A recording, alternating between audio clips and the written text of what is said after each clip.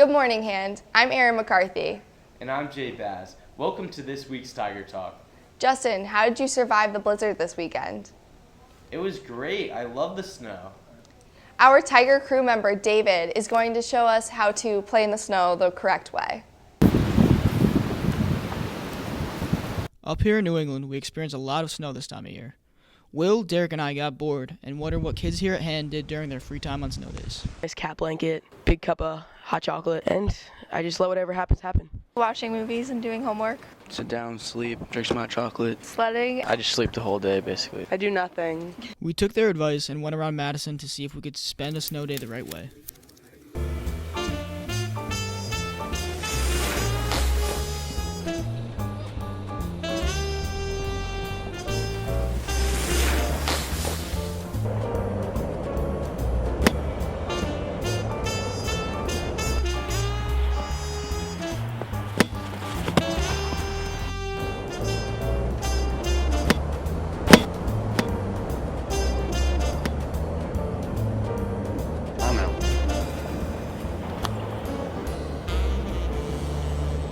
So, Derek, what's your favorite thing to do around here? I like to take it down. All right, try it. Well, I hope you all know how to properly spend your snow day. From the snowbank in front of Hand, this is David Nuzz reporting.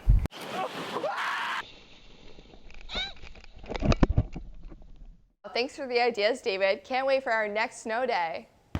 Ow, I think I have a concussion. Oh my God, Justin, are you okay? Hello, Justin! I think I have to go to Nurse K now. Well, while you go do that, let's go to Naz and get more educated on concussions. Here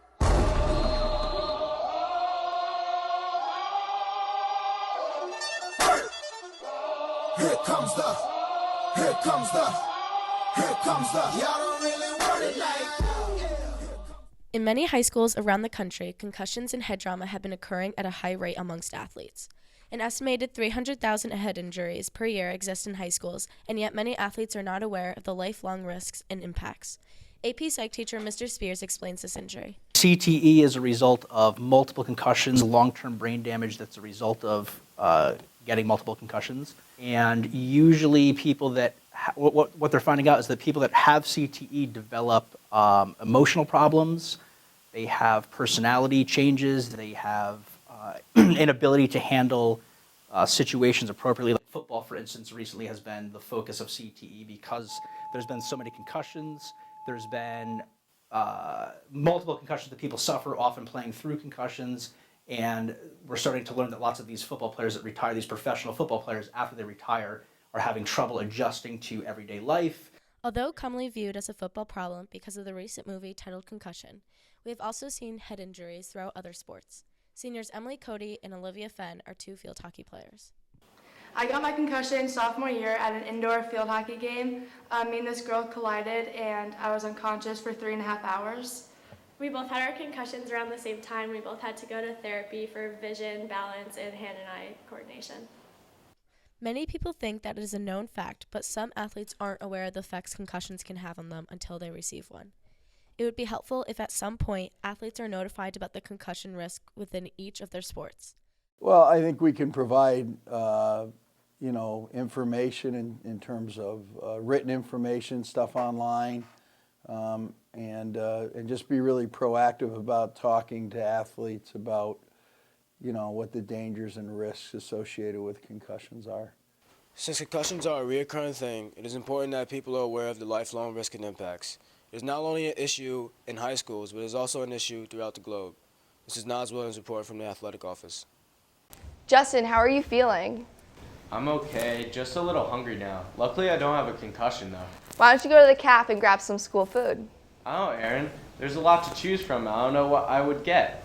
Well, you're in for a treat. Our Tiger crew member, Tristan, has turned into a food critic for the week and is finding the scoop on how the food here is at Hand. Peanut butter jelly time! Peanut butter jelly time! Let's talk about food. Recently in the Hand cafeteria, all the prices have gone up by 5 cents, but some argue that the quality is not the same. We went to Biggest Appetite Hill to ask his opinion. Well, I like Taco Thursday because my friend Dante gets tacos.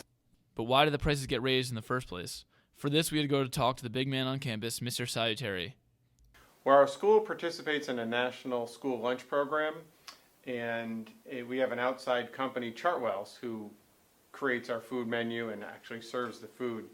The participation has dropped and the cost of healthier foods has gone up, so the prices are really increased just to offset the cost of that program. On a scale of 1 to 5 stars, how would you rate this meal? I'd give it 3 stars. Can you please rate your meal on a scale of 1 to 5 stars? 4 3/8 stars. Thank you. 4.5. I'd say this is like best new food, Madison, Connecticut. From someone who eats the most cat food, how would you rate the meals here? Thank you. I don't know about you, but the food here is too good to pass up because of a 5-cent price raise. Reporting live from the cafeteria, this is T-Dad Dog. I think I know what I'm getting for lunch today. Well, that's all the time we have for this week's episode, Hand. See you next weekend.